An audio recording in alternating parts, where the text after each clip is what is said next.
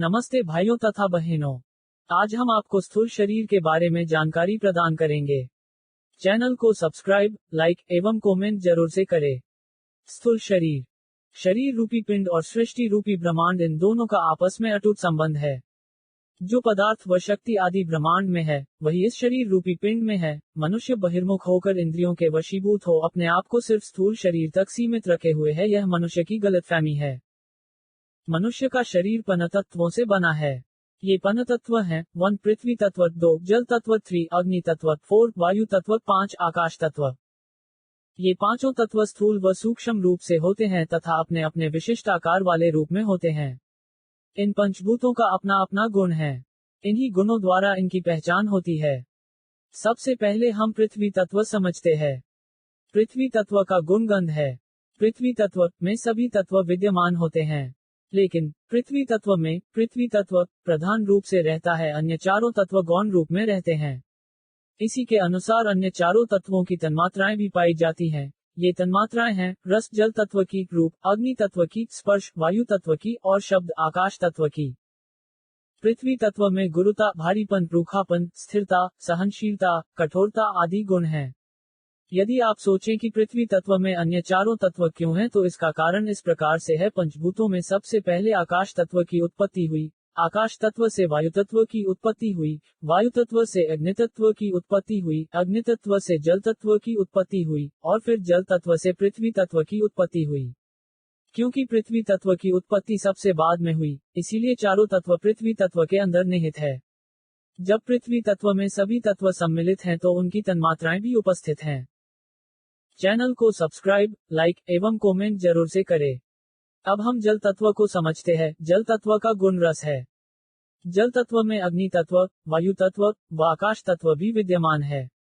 जल तत्व में जल तत्व प्रधान रूप से रहता है, इसी कारण इसका गुण रस प्रमुखता से रहता है।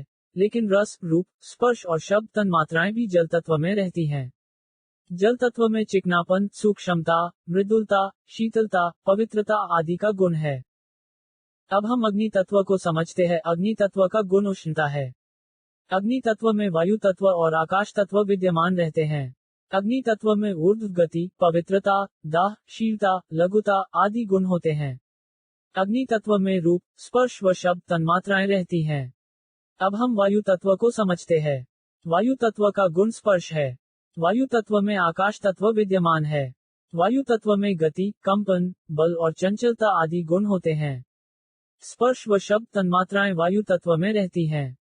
चैनल को सब्सक्राइब, लाइक एवं कमेंट जरूर से करें। अब हम आकाश तत्व को समझते हैं। आकाश तत्व का गुण शब्द है। व्यापकता, शून्यता, दो वस्तुओं को अलग करना आदि गुण आकाश तत्व के होते हैं। शब्द तन्मात्रा आकाश तत्व में रहती है।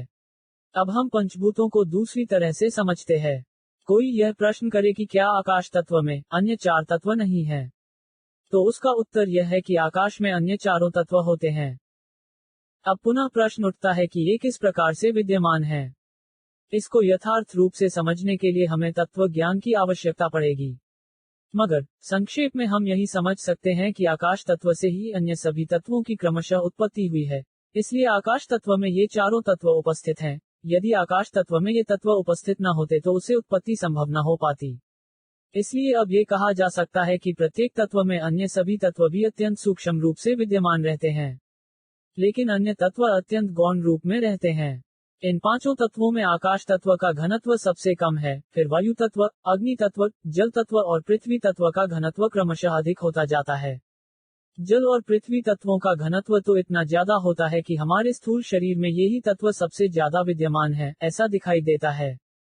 पृथ्वी तत्व का घनत्व सबसे ज्यादा है, उसका रूप कठोरता में बदल जाता है।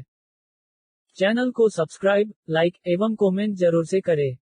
पंचभूतों से उत्पन्न मनुष्य के शरीर में 5 ज्ञानेंद्रियां हैं और 5 कर्मेंद्रियां हैं। इन कर्मेंद्रियों और ज्ञानेंद्रियों से अलग अलग भूतों के धर्म भी प्रत्यक्ष हो रहे हैं, जिनका संबंध तन्मात्राओं से भी है।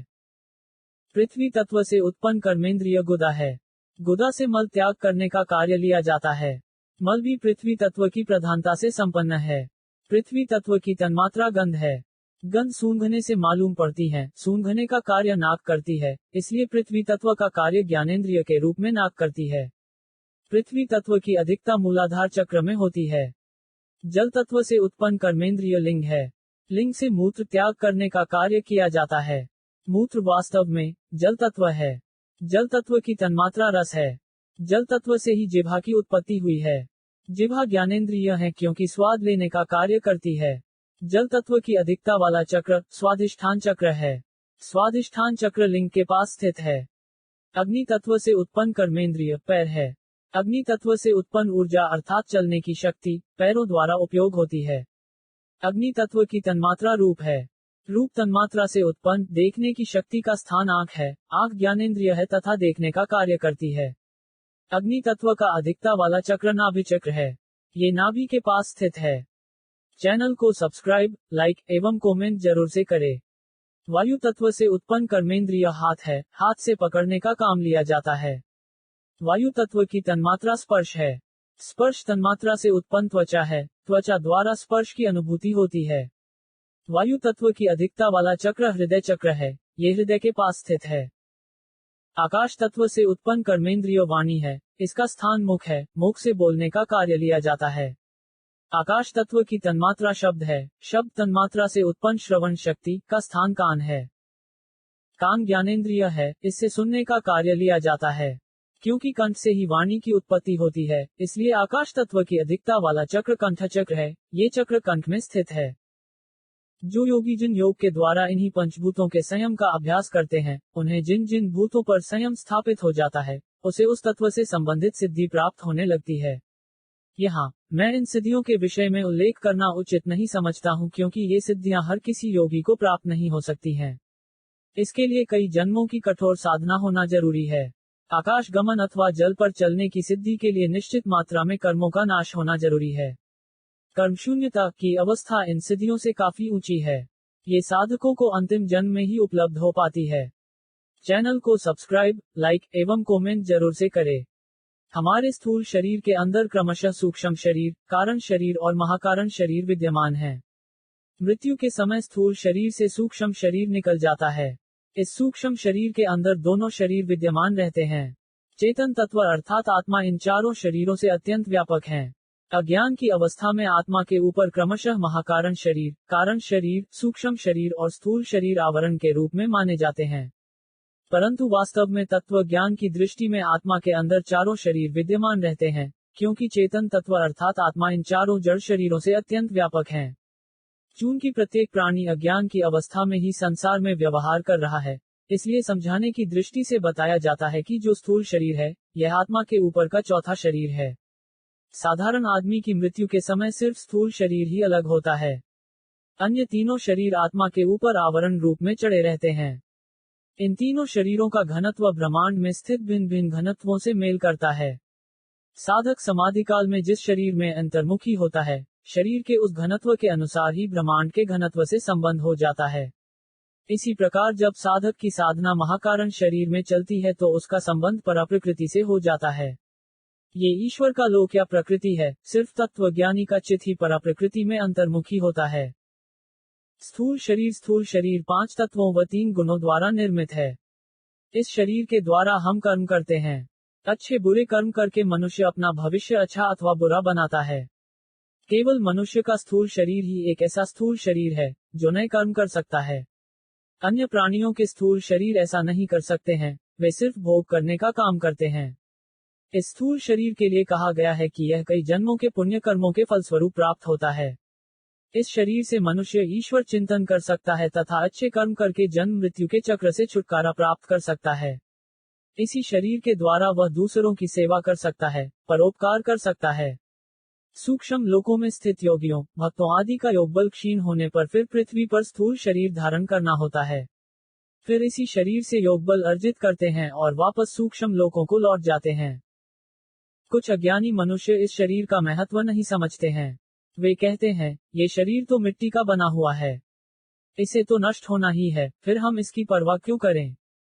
इस शरीर के रहते सुख भोग लो, वरना मृत्यु होने पर वैसे भी नष्ट हो जाएगा।